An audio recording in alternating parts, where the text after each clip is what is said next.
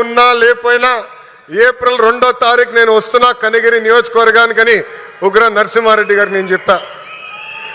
10 రోజుల్లోనే బాగా నల్లగైపోయాడు ఆయన. రంగు 4 షేడ్లు తగ్గింది. ఎవరి కోసం ఆయన కష్టపడ్డారు? కనిగిరి ప్రజల కోసం.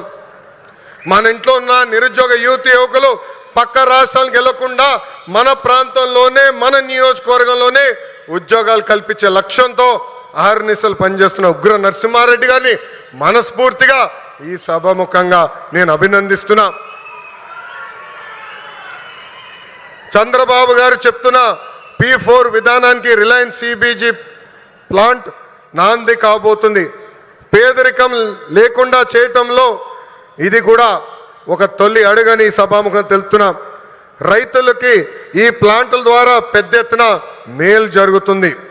నేపియర్ గడ్డితో ఈ గ్యాస్ తయారు చేయబోతున్నారు.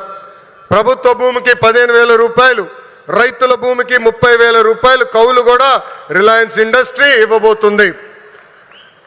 రైతులు గడ్డి పెంచిస్తే టన్నుకింత అని కూడా వాళ్ళు డబ్బులు ఇవ్వబోతున్నారు.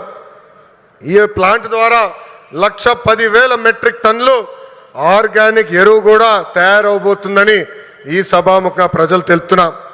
ఇంకా ఈ ప్లాంట్ ద్వారా గ్రామీణ యువతకి పెద్ద ఎత్తున ఉద్యోగాలు కూడా కల్పిస్తాం.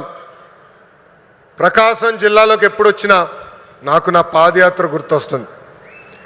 ఈరోజు నేను నడుచుకుంటూ వస్తున్నప్పుడు అందరినీ కలిసా. గట్టిగా నా చేయి లాగారు. నాకు యువగలం పాదయాత్ర గుర్తొచ్చింది. మీరు చూపించిన ప్రేమ ఇంకా నా చేతి పైన ఉంది. అందరు నా చేతులు గీరారు, ఒకరు నా చేయి కూడా కొరికారు. మీరు నా పైన చూపించిన ప్రేమ, అభిమానం నా జీవితంలో ఎప్పుడు మర్చిపోనని ఈ సభాముఖ ప్రకాశం జిల్లా ప్రజలందరికీ నేను తెలుపుకుంటున్నా. ఉగ్ర నరసింహుడు నన్ను వదిలిపెట్టాడు కదబ్బా. కొన్ని కోరికలు కోరారు. మొదటిది రైల్వే ప్రాజెక్ట్. గౌరవ చీఫ్ సెక్రటరీ గారు నాకు ఇప్పుడే చెప్పారు, ఏప్రిల్లో అవసరమైన నిధులు మేము విడుదల చేస్తాం.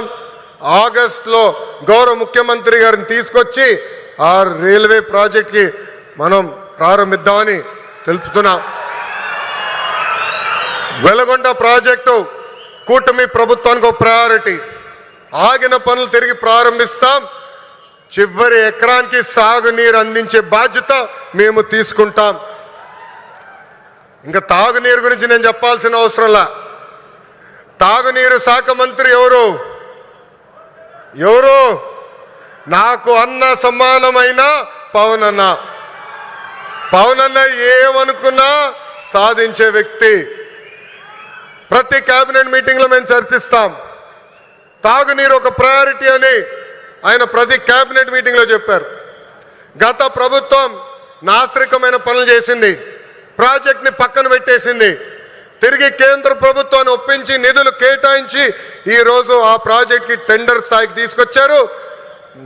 నా అన్న పవన్ అన్న త్వరలోనే ఆగిపోయిన పనులని ప్రారంభిస్తాం.